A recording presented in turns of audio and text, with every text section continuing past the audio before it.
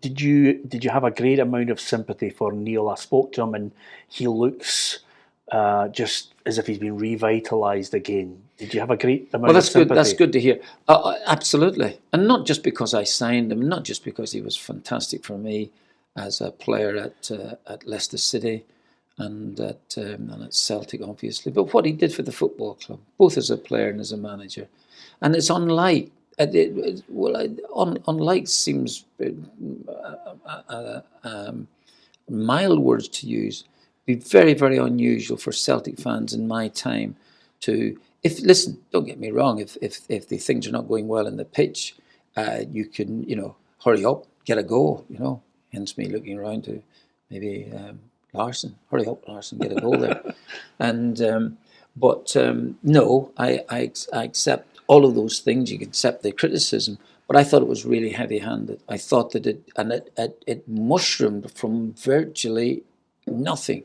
You've got social media suddenly, maybe a couple of people not even at the game, criticising the manager, his style, all that type of stuff. That's the usual thing that follows from it, if you don't win the game. And of course, it was a big year because Celtic were going for 10 in a row. All of those things probably played a part. But don't tell me for the number of competitions that man won for the football club, that was the sort of thing that he would have to face. I found that from a section of Celtic fans to be, pretty vitriolic, really, to tell you the truth. But I accept the fact. I've been around a little while.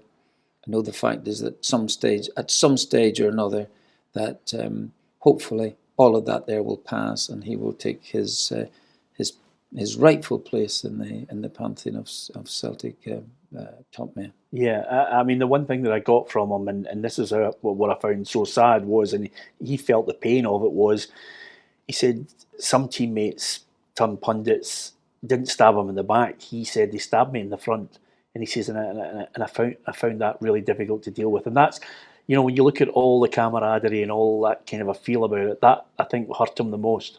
And I'm not surprised. And funnily enough, I mentioned a couple of the players about that. I know everybody has to make a living in this life after football, or if it's happened to still be involved in a punditry aspect or whatever the case may be.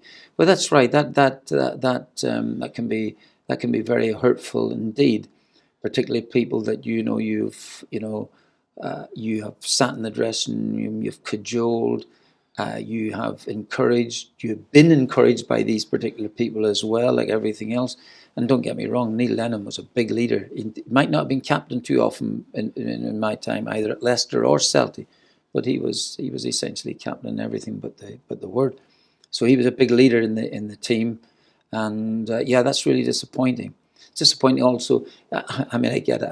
I can laugh at it, but sometimes when you leave a football club and the new manager comes in, and some of the players saying, the training's much, much better now. They've only been training for half an hour or something. So.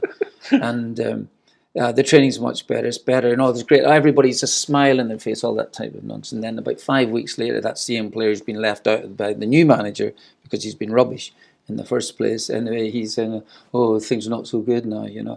So you get all of that at a time. But joking apart, it's hurtful when players in the dressing room, and we had a brilliant dressing room of different characters, different makeups, not always people being friendly to each other, far from it, having to quell arguments, having to start arguments, having to do all of those particular things, which I did. I was actually naturally quite good at starting the arguments. Sometimes not brilliant at finishing them, particularly when you see the likes of Bobo Balde or somebody this year. And I think I better not say too much to Bobo today. Sutty gets a chip on his shoulder because you didn't seem to pick on Henrik too much. Well, strange enough, I do have an answer to that there for Chris Sutton, because Henrik usually scored the goals, and it's a wee bit like one of the. It was a bit like. Curtis Davis, Curtis Davis was a player at Aston Villa, and Curtis was when I left the football club. We did one of those interviews, as he's leaving the car and somebody's asking about, and the new man, and he said, and the manager always had his favourites, to which I retorted, they're usually the best players. So So overall, it was one of those things. But yeah, getting back to your point, I think that I think everyone to their own, whatever they have to say in the game, and that's fine. But if I think sometimes you have to just think about who you're sending this criticism out to, and the sort of effect, and how you would feel if you were in that position. Yeah, I mentioned to Neil, he was a tactical genius when he managed to defeat Lazio home and away, and all of a sudden, suddenly he's a dud. Yeah, absolutely. This is it. That's the nature of the game. Excuse me. It's probably always been like that. It's just it seems to be more prominent than ever before. Yeah, it's funny. I mean, I was speaking not that long ago to I did a punditry game for Leicester City versus Liverpool, and a night game a couple of months ago, which Leicester, having been hammered by Manchester City a couple of days before that, and Brendan Rodgers taking a little bit of criticism from it. Then they go and beat Liverpool. Liverpool missed a penalty, and Leicester fought very valiantly and strongly in the game and won. This was only a few months ago, around about Christmas time. And how things change. You're genius one week, then you're a mug because you're letting in set pieces. Then suddenly you go and beat Liverpool, so it's back again. And then 3 weeks later it'll be off again. I think you live with all of that during the course of the season. You try and avoid it, but sometimes sometimes you can't avoid it because it starts to gain momentum, and then it starts to become fact. And that's where it's hard to ignore. Yeah. And then suddenly fact becomes whatever you want it to be.